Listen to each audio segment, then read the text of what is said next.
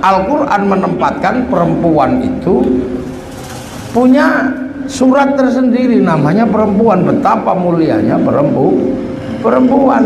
Ya Allah nyebut. Karena apa? Dari laki-laki dan perempuan ini lahirlah bangsa. Waja'alnakum syu'uban wa qabaila. Tanpa laki-laki dan perempuan tidak lahir bangsa. Laki-laki itu ya lahir curu paling. Ini bangsa. Dari sini tuh makanya laki-laki mesti ngerti perempuan ini yang akan melahirkan bangsa. Imadul biladnya itu di sini. Al-mar'atu imadul bilad, idza saluhat saluhal bilad wa idza fasadat fasadal bilad. Jadi ketika Allah membicarakan bangsa mulainya dari laki-laki dan perempuan. Dan itu lita'arafu, harus mengerti, mulai dari mengerti kalau kita manusia, mengerti kalau kita laki-laki dan kita perempuan, mesti ngerti. Gitu. Lah mempersiapkan lahirnya bangsa itu di sini. Maka ini tidak boleh disakiti. Kalau ini sakit, lahir generasi berikutnya yang cacat mental.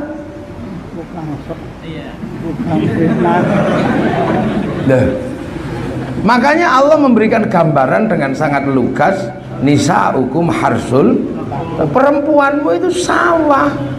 Di mana-mana tempat menanam itu sawah.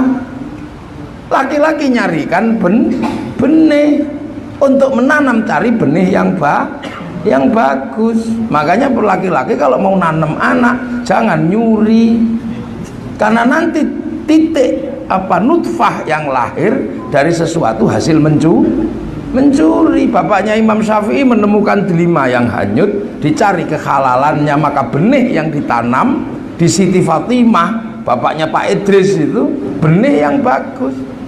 Lahir Imam Syafi'i dhobit. Lah sekarang mana ada orang mikir nanem itu, habis nyuri ikan haruan. Iya tadi ikan haruan. Nanem ya dari saripati haruan curian, jadi anak nakal. Apalagi terus papuyu curian. Ingat saya tadi kasih makan papuyu saya.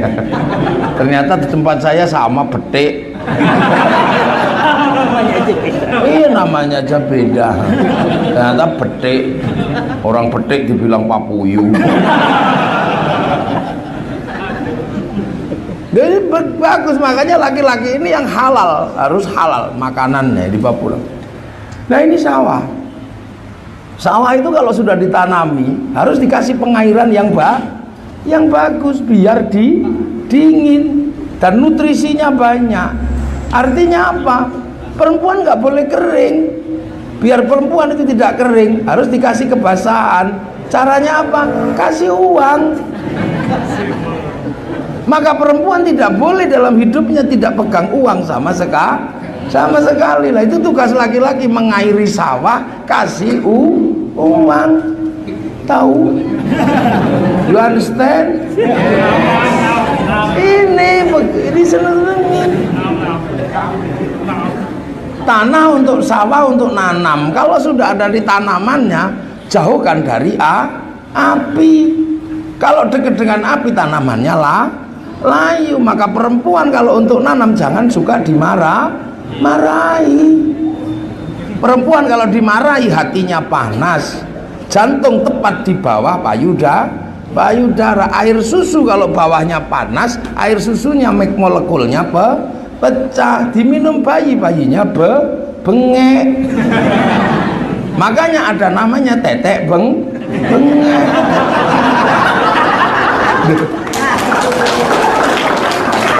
Loh, betapa indahnya Allah bikin struktur. Makanya NU bikin fatayat, bikin muslimat, mahasiswa ada PMII, ada apa? Ini untuk apa?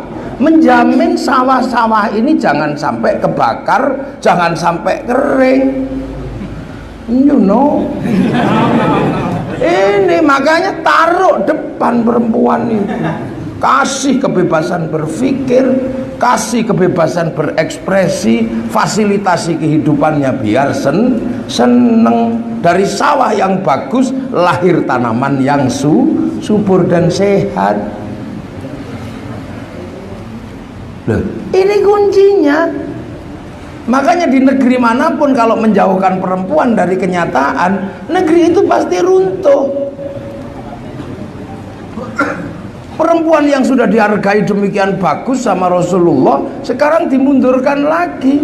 Berekspresi tidak boleh, seneng-seneng tidak boleh, runtuh bangsanya. Coba sampean bayangkan, apa begitu citra pendidikan memahami perempuan. Siti Aisyah memimpin perang, Siti Khadijah mengantar makanan ke goa kepada Rasulullah. Loh, semenjak kapan terus kemudian perempuan tidak boleh ngapa-ngapain itu? Itu kan model baru. Ini kunci. Ini kunci.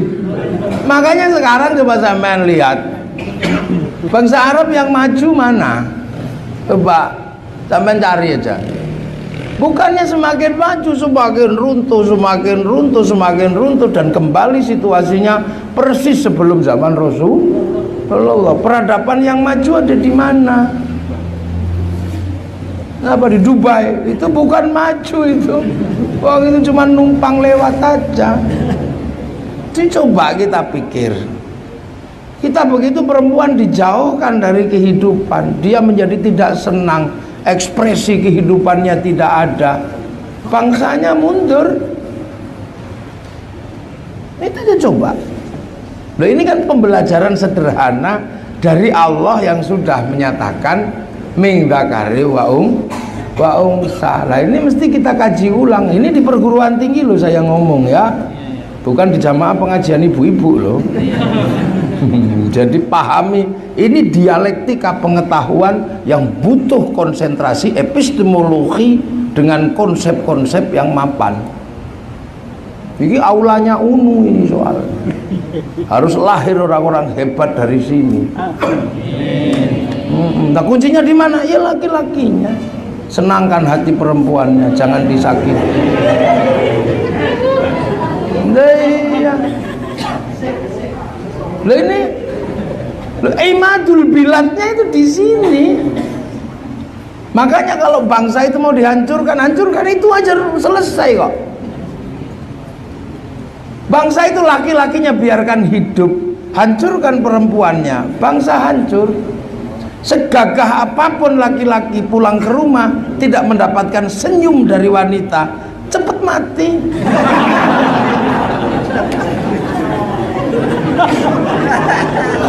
Itu yang paling kuat. Seberapa mahal obat perkasa, tidak lain dan tidak bukan untuk menaklukkan perempuan. Viagra yang paling hebat itu tujuannya cuma satu, menaklukkan perempuan kok. Gayanya doang yang di sini nih.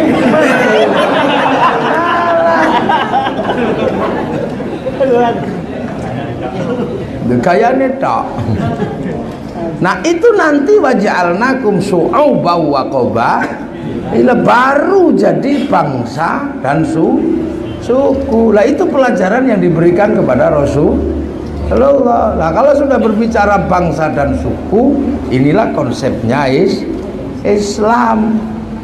Eropa nggak diajarkan itu, kan gitu. Nah itu semenjak awal Allah menurunkan manusia. Makanya agar Rasulullah ini menjadi nabi ketika manusia sudah beranak pinak, bermacam-macam itu. Makanya Rasulullah cuma dikasih konsep dasar seperti itu. Sudah jadi bangsa, tapi jangan lupa bangsa yang berbeda-beda itu tetap manusia walaupun bentuknya beda. Makanya Rasulullah cuma diajarkan laqad khalaqnal insana fi ahsani taqwim. Ya udah deh, aku bikin manusia ini yang terbaik, tapi pada zamanmu ya Muhammad ahsani taqwim itu sudah tidak satu. Kalau zaman Nabi Adam ahsani taqwim itu masih satu, tinggi besar 60 dhira.